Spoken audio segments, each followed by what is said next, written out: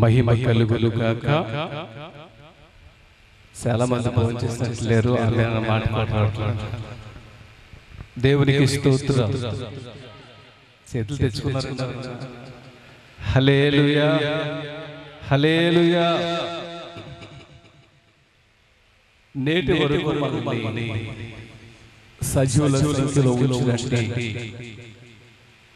ప్రభువును రక్షకుడైన యేసుక్రీస్తు వారి పరిశుద్ధ నామాన్ని నిండి మనసులో స్తుతిస్తూ మహిమ పరుస్తూ ప్రభువైన యేసుక్రీస్తు వారి వలన తనకున్న ప్రేమను ఎక్కడున్నా మర్చిపోకుండా ఈ సువార్త మీటింగ్ ద్వారా తాను ప్రభువుకి ఇష్టడుగా కనపరచుకున్నటువంటి సహోదరులు సిహెచ్ గారికి, వారి కుటుంబానికి సువార్త సేవకులుగా నా నిండి అభినందనలు, వందనాలు తెలియజేస్తున్నాను. ఇంతవరకు చక్కగా కార్యక్రమాలు నడిపిస్తున్నటువంటి అధ్యక్షుల వారికి, పాటలు పాడిన వారికి, గీటిస్తున్న వారికి, ఆరాధన చేస్తున్న వారికి, నా తదుపరి మరొక సందేశం ఇస్తున్నటువంటి వారికి, ఆర్కెస్ట్రా వారికి, కూడవచ్చిన మీ అందరికీ నా నిండి వందనాలు తెలియజేస్తున్నాను. క్లుప్తంగా తీసుకెళ్లారు, ఇచ్చిన సందేశాన్ని బట్టి నా సమయాన్ని క్లుప్తపరచాలి కాబట్టి అందరూ అర్థం చేసుకోండి. ఇక్కడ మనం గణపరచబడటం కాదు, దేవుని సువార్త విస్తరించబడాలని, దేవుని వాక్యము ఈ మీటింగ్ ద్వారా ఈ ప్రజలకు అందాలని ఆశతో, ఆకాంక్షతో సహోదరులు ఏలిగని ఏర్పాటు చేశారు. కాబట్టి నా వెనకాల కూడా మరింత దేవుని ఆత్మ వాడబడే దైవజనులు ఉన్నారు. నా సందేశాన్ని ఇచ్చిన సమయానికి ముగించి తదుపరి వర్తమానానికి ఇవ్వాలని ఆశపడుతున్నాను. దేవుని పరిశుద్ధ గ్రంథములోంచి ద్వితీయోపదేశకాండము 33వ అధ్యాయము 29వ వాక్యాన్ని బైబిల్ తెచ్చుకున్న వాళ్ళందరూ, చదువున్న వారందరూ బైబిల్ తీసుకుని ఈ మాటలను చదవాలని ఆశపడుతున్నాను. 33వ అధ్యాయము ద్వితీయోపదేశకాండము 29వ వాక్యం. ఇశ్రాయేలు, నీ భాగ్యము ఎంత గొప్పది. దేవునికి మహిమ కలుగును గాక. ఒకసారి మీరందరూ సహోదరులని పక్క పక్కన కూర్చున్నారు, నాకు తెలుస్తుంది. ఇశ్రాయేలు అనే స్థలం దగ్గర, ఈ మాట దగ్గర మీ పక్కన వాళ్ళ పేరు కనుక్కోండి, అక్కడ వారి పేరు పెట్టి వారికి భాగ్యం ఎంత గొప్పది అని చెప్పగలరా? చిన్నపిల్లలు, పెద్దవారు అందరూ కూడా. ఆ తర్వాత దైవత్వాన్ని ఇచ్చే దైవజనులు దయాసాగర్ గారికి నేను చూస్తున్నా. దయాసాగర్ గారు, ఈ భాగ్యం ఎంత గొప్పది చెప్పారు. మరి మీరు చెప్పుకోలేదు, మీ పేరు పెట్టి చెప్పుకోవాలి. అమ్మా, మీరు అందరూ చెప్పుకున్నారా? సిగ్గుపడుతున్నట్టున్నారేంటి? ఇక్కడ ఇశ్రాయేలు పక్కన పెడదాం, మన భాగ్యాల గురించి మనం మాట్లాడుకుందాం. ఒక డాబా కడితే వచ్చిన వారందరికీ, రోడ్డు పక్కన తెలిసిన వాళ్ళందరికీ నుంచి ఇది మాట అని మన డాబా గురించి మనం ఏం చెప్పుకుంటాం? కొద్దిగా అతిశయపడాలంటే డంభం చెప్పుకుంటాం. ఇక్కడ దేవుడు దైవజనుడి మోషే చేత ఈ మాట రాస్తున్నాడు, రాయించాడు. ఏం తెలుసా? ఇశ్రాయేలు, నీ భాగ్యం ఎంత గొప్పది. అదే సమయంలో దైవజనుడి మోషే పలికినప్పుడు నేను అక్కడంటే, దైవజనుడా, నా భాగ్యం కూడా గొప్పదే. అప్పుడైతే ఇప్పుడైతే ఇప్పుడు అనుకోకూడదా? మన భాగ్యం గొప్పదని చెప్పాలి. మన ఇల్లు గొప్పది, చాలా బలకి కొలిపించుంటే మా కులం గొప్పది, కొంచెం ధనం ఎక్కువ ఉంటే మాకు ధనం బాగా ఉంది, మంచి కారు ఉంది. ఇక అన్ని విషయాల్లో మంచిది, దాన్ని ఒక భాగ్యంగా ఎంచుకుంటున్నాం. దేవుడు ఇశ్రాయేలు ప్రజల గురించి ఎందుకు ఈ మాట చెప్తున్నారు అంటే, ఆ కింద అన్న మాట ఏమిటో తెలుసా? యెహోవా రక్షించిన నిన్ను పోలిన వారు ఎవరు? ఇంత భాగ్యాన్ని ఎక్కడ కూర్చుకొచ్చాడు అంటే, ఇశ్రాయేలుకి అరణ్యములో ఏదో 40 సంవత్సరాలు మన్నాని పెట్టి పోషించారని ఆ మాట వాడలేదు. అబ్రహాం, ఇస్సాకు, యాకోబులకు దేవుడు వాగ్దానం చేసిన భూమిలోకి వాళ్ళు తీసుకెళ్తున్నాడని ఆ మాట దైవజనుడు వాడలేదు. దేని గురించి ఆ మాట వాడబడింది అంటే, యెహోవా రక్షించిన నిన్ను పోలిన. నీ అందాన్ని బట్టి, నీ కులాన్ని బట్టి, నీ ఇంటిని బట్టి, నీ గ్రామాన్ని బట్టి, నీ పరిస్థితిని బట్టి దేవుడు నిన్ను రక్షించలేదు. నీవు తనలో ఉండాలని అందము, ఆస్తులు ఏమి చూసుకోకుండా, పేరు ఏమి చూసుకోకుండా, దేవుడు తన కృప చేత తన రక్షణ మనకి అనుగ్రహించాడు. ఇక్కడున్న ఈ స్థలంలో కూడా మన అందరము ఎక్కడెక్కడ వారో మనకు పూర్తిగా తెలియదు. స్టేజీ మీద ఉన్న వాళ్ళైనా ఈ సువార్త నాకు పరిచయం అవటం వల్ల, వీళ్ళ ద్వారా నాకు పరిచయం అవటం వల్ల మన ఆత్మీయుడు అని దైవజనులు ఇస్సాక్ గారు దైవజనులు మాతో పరిచయంలో ఉంటారు కాబట్టి ఇలా మేము సువార్తలో తెలుసుకున్నాం. వాస్తవానికి మన ఆత్మీయుడు కూడా కాదు. ఆత్మీయుడు దేవుడు సువార్తకి తీసుకొస్తే ఆత్మీయుడిలో సువార్త చేస్తున్నాం. అలా పరిచయమే. ఎక్కడెక్కడ వారైనా సరే ఏ రకంగా పరిచయమే అంటే, దేవుడు మనకిచ్చిన రక్షణ బట్టే మనం పరిచయం అయ్యాము ఒకరినొకరు. దేవుడి రక్షణలో ఉన్నంత గొప్పతనము యోగ్యమైందని ఈ రకంగా మేము సాగుతూ ఉన్నాం. ఈ స్థలానికి రావటం జరిగింది. నేను దేవుడు ఈ భాగ్యము కొరకు ఇదే గ్రంథములో ఒక మాటని జ్ఞాపకం చేస్తూ ఉన్నాడు దేవుడు. పిల్లరా, 8వ అధ్యాయము 18వ వాక్యాన్ని ఒకసారి చదవగలిగితే, బాగా చదవగలిగిన వారు 8వ అధ్యాయం 18వ వాక్యం.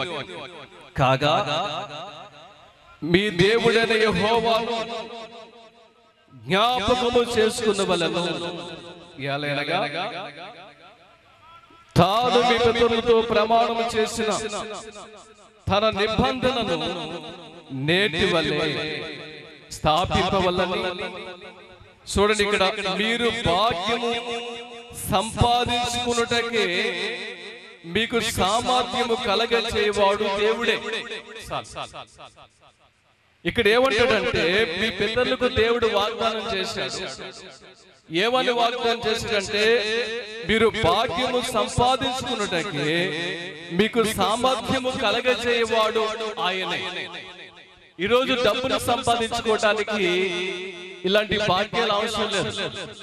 మోసాలు చేస్తే బాగా సంపాదించవచ్చు, కష్టపడ సంపాదించవచ్చు, ఈజీగా డబ్బు సంపాదించే అవకాశాలు ఉన్నాయి. కానీ భాగ్యాన్ని సంపాదించుకునేది ఈజీగా వచ్చేది కాదు.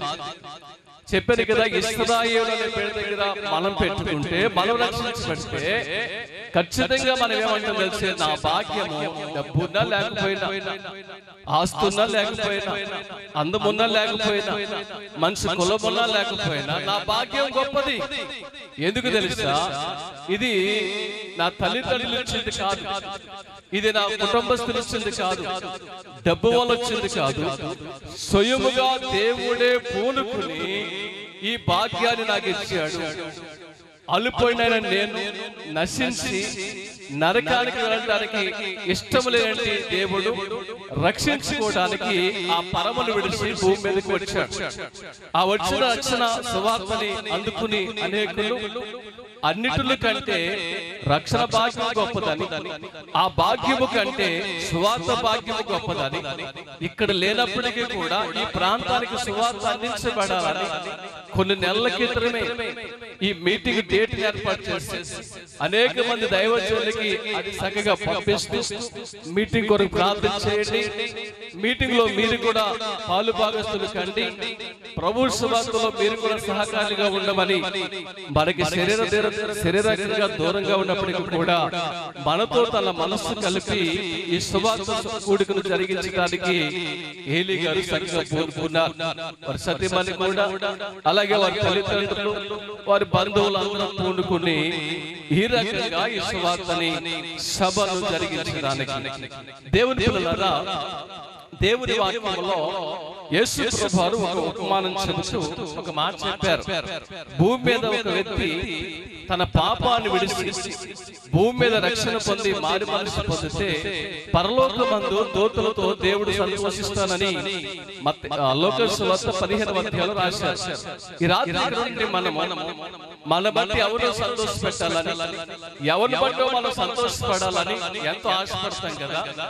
మన బట్టి పక్కన సంతోషపడాలని, ఎలక్షన్ సమయంలో మా నాయకులతో తిరిగితే వాళ్ళు సంతోషిస్తారని, వాళ్ళు సంతోషిస్తే మాకేం ఇస్తారని, ఎలక్షన్ సమయంలో ఎలక్షన్ రిజల్ట్ లో మా నాయకులకి వెళితే బాగా వాళ్ళకి సంతోషం ఉంటుందని ఇంత ఆశపడుతున్నామే.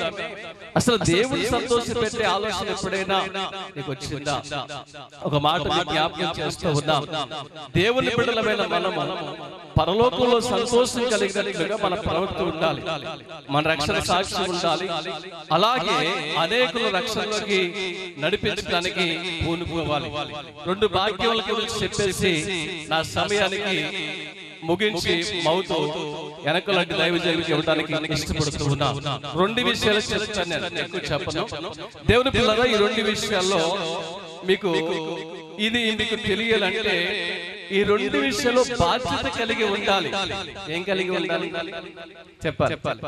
పిల్లలకి డబ్బులు ఇచ్చేవారు కొంతమంది పిల్లలు తల్లిదండ్రులకు భయపడి కొట్టుగడికి అడిగి ఖర్చు తీసుకొస్తారు. కొంతమంది ఉంటారు వాళ్ళకి ఏం తెలియదు, కొనుక్కుని వచ్చేస్తారు. కొంతమందికి బాధ్యత ఉంటది, అది ఆహారం నేను తీసుకురావాలి, ఇంట్లో వంట చేయాలి, తినాలి. మా చిన్నప్పుడు మాట గుర్తొస్తుంది అన్నమాట. మా నాన్నకి మా తల్లిదండ్రులకి మేము 4 సంతానం, 2 అక్కలు, 1 చెల్లి. నాన్నగారు భయంకరం అంటే తాగడికి గురైనటువంటి వ్యక్తి, పేకాటకి గురైనటువంటి వ్యక్తి, కోడి పండుగలకు గురైన వ్యక్తి. అలాంటి తల్లిదండ్రుల తండ్రి గారు పైకి కోతలకి ఊడుపులకి కొన్ని పనులకి ఒక 100-120 మంది వ్యక్తులు మనిషి కూలికి తీసుకెళ్లి మేతృకులు తీసుకునేవాడు. అలాగే 4 చేసే అక్కలు, అమ్మ, నాన్న, నేను, నా చెల్లి చిన్నవారు మేము. వాడిని నాన్న మేతృకులు ఇంట్లో వాళ్ళు అన్ని కూడా తాగేసి వస్తా ఇది బియ్యం తీసుకొచ్చేవాడు. ఆ బియ్యము రాత్రి తాగేసి ఆయన 8ంటికి వచ్చిన 9ంటికి వచ్చిన ఆ టైంలో వండుకుని తింటూ ఉండేవారు. అక్కలు పెద్దలు అవుతున్నారు. సడన్ గా అబ్బకి బాధ వచ్చిన నాన్నగారి మీద ఎదురు తిరిగింది. పిల్లలు పెళ్లిళ్ళకి వస్తున్నారు, ఇంట్లో పరిస్థితి సరిలేదు, 4 కష్టపడుతున్నావు, నువ్వు మేతృకులు 4 పంపిస్తే 4 మేతృకులు ఇస్తే 4 పంపిస్తే ఈ డబ్బంతా పాడు చేస్తుంటే నాన్న కొట్టాడు. కొడితే మా చిన్నలు వచ్చి ఏమన్నారంటే ఎత్తుగాడి తాగొస్తున్నాగా అంటే మీరేనా చెప్పాలి కదా, పిల్లలు అంటే ముఖం మీద ఉప్పిన కుర్తి 5 పిల్లలు పెళ్లి చేస్తారు, వారు ఎవరికి వెళ్ళిపోవాలి అని నా ఎదురు కూడా నా ముఖం మీద ఉన్నారు. అప్పుడు మా పెద్దకి కోపం వచ్చింది. వాళ్ళు ఏం చేయలేక జీవం కలిగిన యేసే పాదాలు పడ్డారు. అప్పటికి మీరు దేవుడిని నమ్ముకోలేదు. యేసే పాదాల దగ్గర పడి ఎవరి కాల్లో దేవుడిని వేడి అక్కకి అద్భుతమైన భర్తను ఇచ్చాడు. చిన్న మేనమామ చేసి అప్పుడు మా కాకిలో మంచి పరిస్థితి చేస్తాక అలాగే కుటుంబం దేవుడు అద్భుతంగా మా కుటుంబంలో ఎవరు లేకపోలేదు. అందరూ క్రైస్తవ పెళ్లి మంచి పెళ్లి చేసుకున్నారు. మమ్మల్ని ఎవరితో ఏకకాలు చేశారో వాళ్ళ పిల్లలు పెళ్లి చేయడానికి కష్టపడ్డది, కానీ దేవుడు ఆశ్చర్యంగా అక్కని బట్టి మేము అందరూ రక్షించబడ్డాం. ఎందుకు మాట్లాడుతున్నారంటే దేవుడి పిల్లల ఈ భూమి మీద ఉన్నప్పుడు ఆ రోజుల్లో అది గడవటమే భాగ్యంగా ఉండేది. చాలా మంది అప్పటికి కూడా పేదవారు ఉండేవారు, ఓ పూట గడితే ఓ పూట గడిచేది. అలాంటి దినంలో దేవుడు మమ్మల్ని రక్షించుకుని ఆయన సువార్తలోకి మరి ఒక్కడే కుమారుని కన్ను ఎవరి కాలంలో దేవుడికి వివాహం కాకముందే శాస్త్రం అంటే తల్లిదండ్రులు సంపూర్ణంగా నన్ను దేవుడికి అర్పించారు, దేవుని సేవకి. అప్పటి నుంచి దేవుని పరిసరలో దేవుడు నన్ను వాడుకుంటూ ఉన్నాడు. ప్రాంతాల్లో మాది కృష్ణా జిల్లా మోలంక ప్రాంతం, ఆకివీడు సువార్త నిమిత్తం రావడం జరిగింది. ఎందుకు చదువుతుందంటే ఆ దినాల్లో పూట గడవడమే భాగ్యం గురండి. దినాల్లో కష్ట పరిస్థితుల్లో ఎప్పుడైతే అక్క ఏసైలకు వచ్చిందో ఆటోమేటిక్ గా మేము కూడా వెళ్ళడం ప్రారంభించాం. కుటుంబంతో దేవుళ్ళకి వచ్చింది. నాన్నగారు రక్షించబడ్డారు, మత్తి పదార్థాలు పొందారు, బ్యాక్ నుంచి కోడి పనులు అన్ని విడుదల పొందారు. వచ్చినప్పుడల్లా చక్కగా జాగ్రత్త పెట్టుకోవడం జరిగింది. ఇది గొప్ప భాగ్యంగా మేము ఎంచుకున్నాం దేవుని సువార్తలో. ఇక్కడ మీకు నేను జ్ఞాపకం చేస్తున్నట్టు రెండు భాగ్యాల్లో మొదటి భాగ్యం ఏంటంటే దేవుడి ద్వారా మొదటి భాగ్యం ఏంటంటే మొదట మనుషుకి వ్యక్తిగతమైన బాధ్యత ఉండాలి. నా మాటలు మీకు అర్థమవుతున్నాయి. ఇప్పుడు ఏలీ గారు ఉన్నారు, ఆయనకి సేవ భారమే కాదు కుటుంబ బాధ్యత కూడా ఉంది. దాన్ని మీద ఇల్లు కట్టుకున్నారు, ఇల్లు కట్టుకుని కొంచెం సమస్యలు ఉన్నాయని వేరే ప్రాంతానికి వెళ్ళి బాధ్యత ఉంది. వ్యక్తిగత బాధ్యత ఉండాలి. ఆ బాధ్యత ఒకటి పోషణ కొరకు ఉండాలి, వ్యక్తిగత ఆరోగ్య బాధ్యత ఉండాలి కదండి. చాలా మంది అనారోగ్యానికి గురనుకోండి, వెంటనే వాళ్ళు ఏం చేస్తారంటే డాక్టర్ని సంప్రదిస్తారు. ఎందుకంటే అక్క సగం సాక్షి చెప్పింది, నిజంగా కొంచెం బాధ వచ్చిన వాళ్ళే ఇంట్లో బాధ్యత సరైన భర్తలు ఉంటే కుటుంబాన్ని విడిచి వెళ్ళిపోవటమో ఎక్కడికి వెళ్ళిపోవటమో సూసైడ్ చేసుకోవటమో జరుగుతుంది. మరి అక్క అంతా దేవుడు ఎరిగి ఉంది, కుటుంబ బాధ్యత కలిగి ఉంది. నిజంగా బాధ్యత తట్టుకుంటే మన ముందు దేవుడు సాక్షిగా దేవుడు అక్కడ ఉంచుకున్నాడు. మొట్టమొదటిగా మనిషికి వ్యక్తిగత బాధ్యత ఉండాలి, కుటుంబ బాధ్యత ఉండాలి, ఆరోగ్య బాధ్యత ఉండాలి, దాంతో పాటు రక్షణ భాగ్యం ఉండాలి. మొట్టమొదట వ్యక్తికి రక్షణ భాగ్యం ఉండాలి. అంటే మీకు అర్థమైన మాట చెప్తాను. నేను పెద్దగా చూడలేదు, నేను ఆ రోజు సెల్ ఫోన్ కట్టి సెల్ ఫోన్ ఆన్ చేశాను. 3 రోజులు ప్రార్థనలో ఉండాలి. ఈ మధ్యన తిరగటం ఫోన్లు ఎక్కువ వచ్చేస్తున్నాయని ఫోన్ స్విచ్ ఆఫ్ చేసి పక్కన పడేసాను. ఈ రోజు ఉదయం ఫోన్ తీశాను. నాకు తెలిసిన విషయం ఏంటంటే మరి ఈ మధ్యకాలంలో నెల ఎప్పుడో తెలియదు కానీ అంబానీ ప్రపంచంలో అత్యంత ధనవంతుడు కుమారుడు, అంబానీ కుమారుడు ఆయన పేరు ముఖేష్ అంబానీ. ఎంగేజ్మెంట్ 1000 కోట్లు అయిందంట. దేనికి నాకు ఇంగ్లీష్ రాదన్నట్టుగా నా మొత్తం చూడాలి. మన భాష తప్ప తాలింపులు ఏమంటాయి దానికి 1000 కోట్లు. 1000 కోట్లు అయితే వాళ్ళ తండ్రి తీసుకుని ఫోన్ తీసుకుని అంబానీ మాట్లాడుతూ ఏడుస్తాడు. వెంటనే తన కొడుకు ఫోన్ తీసుకుని నేను చూడలేదని చెప్తే విన్నా, నేను చూడలేదు ఒక పాస్టర్ గారు చెప్తే విన్నా, తీసుకుని మేమేదో లక్షల కోట్లకి పడగలేసామని మమ్మల్ని అనుకుంటారు కానీ ఈ రోజు నా ఆరోగ్యం సరిగ్గా లేదు. అతను బాధపడుతున్న బాధ తెలుసా? అతనికి అనారోగ్యం హాస్పిటల్కి వెళ్తే తేడా వస్తే ఆ మందుల వల్ల 230 కేజీలు బరువయ్యాడు. 2 క్వింటాల 30 కేజీలు బరువయ్యాడు. అలాంటి వ్యక్తిని ఒక దాన్ని ఏమంటారంటే మాకు అనుభవం లాంటి డాక్టర్ తీసుకొచ్చి చూపిస్తే కింద మీద పెట్టి ఒక 90 కేజీలు తగ్గించాడు. ఇప్పుడు 140 కేజీలు బరువు ఆమెని అతనికి చేసే భార్య చూస్తే సన్నగా ఉంది. సరే అది మనకు అవసరం లేదు, పక్కన పెడదాం. అతడికి మళ్ళాగిలా గాలి తీసుకుంటే బతకడంటాడు, ఫ్యాన్ పెడితే బతకడు, ఏసీ పెడితే బతకడు. అతనికి వచ్చిన జబ్బు భయంకరంగా, ఏసీలో ఉండడానికి వీల్లేదు, ఫ్యాన్ పెట్టుకోవడానికి వీల్లేదు. ఎప్పుడు ఆయన పక్కన ఎవరో ఎప్పుడు ఉండాలి, ఎప్పుడు ఏం జరుగుతుందో తెలియదు. ఎందుకు మాట జ్ఞాపకం చేస్తారంటే అంత డబ్బు ఉన్నప్పటికీ కూడా కనీసం శరీర రక్షణ కూడా వారికి లేదు. శరీర రక్షణ కూడా వారికి లేదు. పరిస్థితులు అలా ఉన్నాయి. దేవుని పిల్లలను గమనించండి. ఒకటి, మనిషి ఆరోగ్యాన్ని గురించి ఆలోచిస్తాడు, కానీ ఈ ఆరోగ్యం మనిషికి ఎంతకాలం ఉంటుంది? బాగుంటే బైబిల్ ప్రకారం చూస్తే 60 సంవత్సరాలు, అధికమించి 70. ఈ కాలాన్ని బట్టి చూస్తే తినే తిండిని బట్టి అప్పుడే కాళ్ళు పట్టేస్తున్నాయి, నడులు పట్టేస్తున్నాయి. పరిస్థితులు అలా ఉన్నాయి. చాలా మంది కింద కూర్చోడానికి కష్టపడిపోతున్నారు.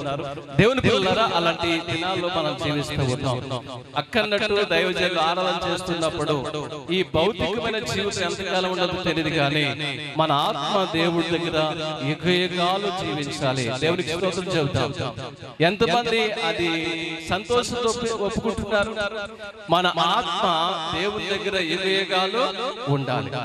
మనము భూమి మీద ఉండగానే ఈ గొప్ప రక్షణను మనం కనుగొనకపోతే, ఈ భాగ్యాన్ని మనం తెలుసుకోలేకపోతే, యుగయుగాలు ఎక్కడ నరకములో ఏమవ్వాలి తెలుసా?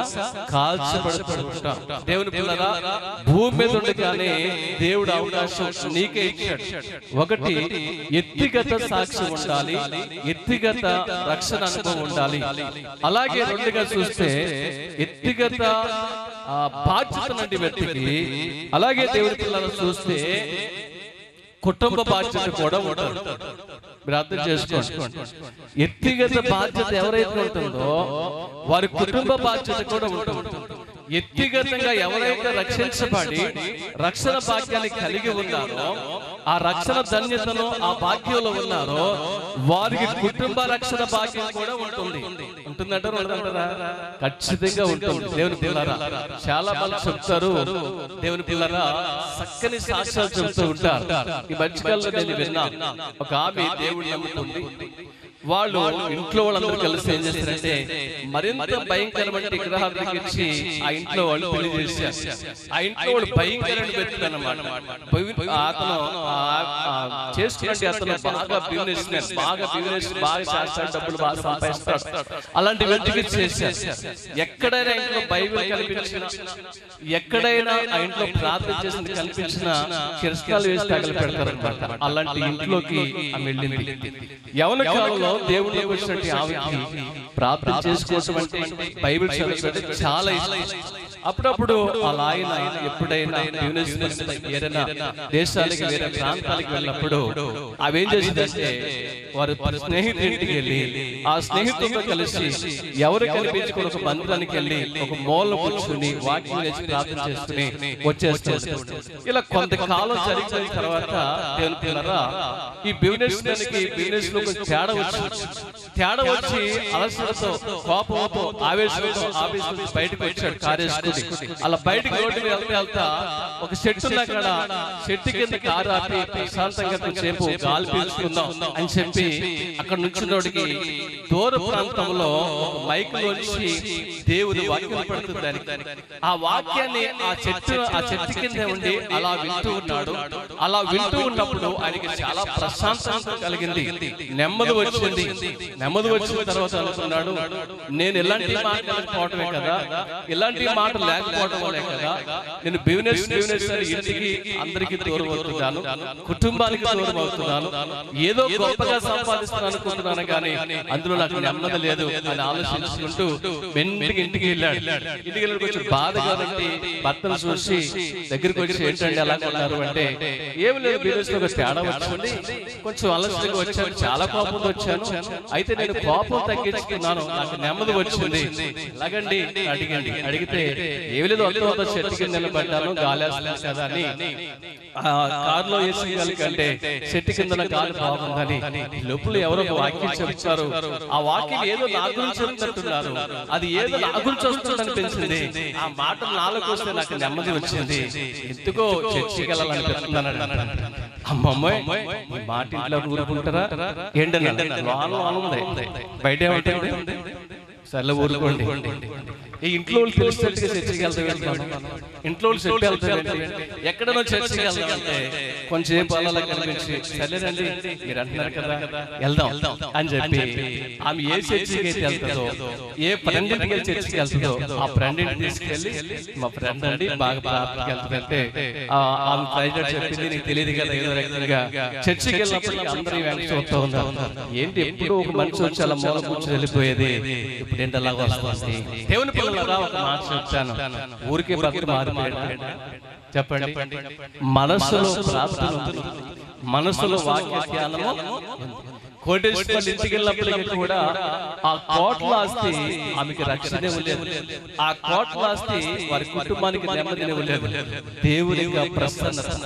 ఎప్పుడైతే మనము వ్యక్తిగతంగా బాధ్యత కలిగి ఉంటామో, వ్యక్తిగత రక్షణ కలిగి ఉంటామో, ఆ రక్షణ కలిగిన నాటి నుంచి మనం ఏం చేయాలనుకున్నామంటే నాతో పాటు నా భర్త కూడా, నాతో పాటు నా భార్య కూడా, నాతో పాటు నా కుటుంబస్తులందరూ కూడా యేసు ప్రభువును నమ్ముకుని మేమందరం నిశ్చలతలో ఉండాలని ఒక ఆలోచన ఉంటుంది. పరిశుద్ధ గ్రంథంలో ముగింపులోకి వస్తున్నాను. పరిశుద్ధ గ్రంథంలో అపోస్తుల కార్యము 16వ అధ్యాయంలో 2 అద్భుతమైన సంఘటనలు జరుగుతాయి. ఈ 2 చాలా అద్భుతంగా ఉంటాయి. దాని వెనకాల పౌలు భక్తుల శ్రమలు, వారి ప్రయాస, వారి ప్రార్థన, వారి త్యాగానికి దేవుడు అద్భుతంగా 2 కుటుంబాలను రక్షిస్తాడు. ఒక ప్రార్థనా స్థలానికి వెళ్తున్నాడు పౌలు. ఆ స్థలంలో చాలా మంది స్త్రీలు కూడుకున్నారు. అక్కడ చాలా మంది ఇలువైలంటే ఆడవాళ్ళే కూడుకున్నారు. ప్రార్థన స్థలం ఇల్లు కూర్చున్న తర్వాత పౌలు నిలబడి వాక్యం చెప్తున్నాడు. వాక్యం చెప్పడానికి వెళ్ళాడు. వారి ప్రార్థనకు వచ్చారు కదా. అలా వాక్యం చెప్తున్నప్పుడు ఏం జరిగిందంటే లూదియా హృదయం తెరవబడింది. వాక్యాన్ని అంగీకరించింది, వెంటనే రక్షణ తీసుకుంది. వెంటనే రక్షణ ఎవరికి ఇచ్చింది? కుటుంబానికి కూడా ఇచ్చింది. బైబిల్ చెబుతుంది లూదియా ఆ ఇంటి వారందరూ కూడా రక్షించబడ్డారు, బాప్తిసం తీసుకున్నారు. 2వ సందేశం 15:13-16 వరకు, 16వ అధ్యాయం 13-15 వరకు ఉంటుంది. ఆ తర్వాత వస్తే చెరసాల నాయకులు ఉంటాడు. ఆ రాత్రంతా పౌలు స్త్రీలు చెరసాలలో ప్రార్థన చేశారు. పౌలు స్త్రీలు రాత్రంతా పాటలు పాడారు.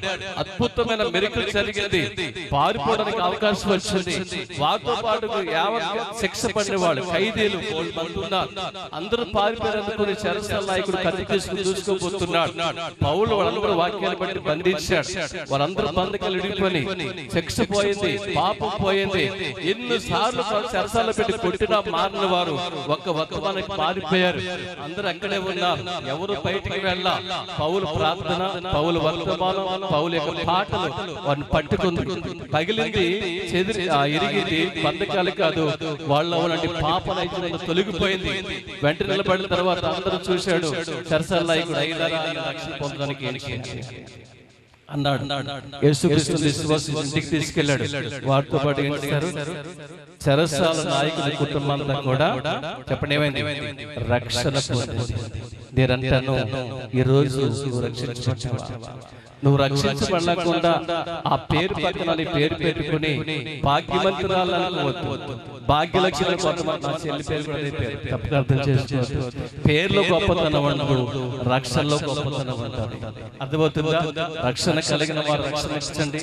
ఏలియా దూరదేశంలో ఉన్నా ఎంత ప్రయాసపడి మీ రక్షణ కొరకు ఆయన కష్టపడుతూ ఇక్కడ మీకు అన్ని ఏర్పాటు చేశారు.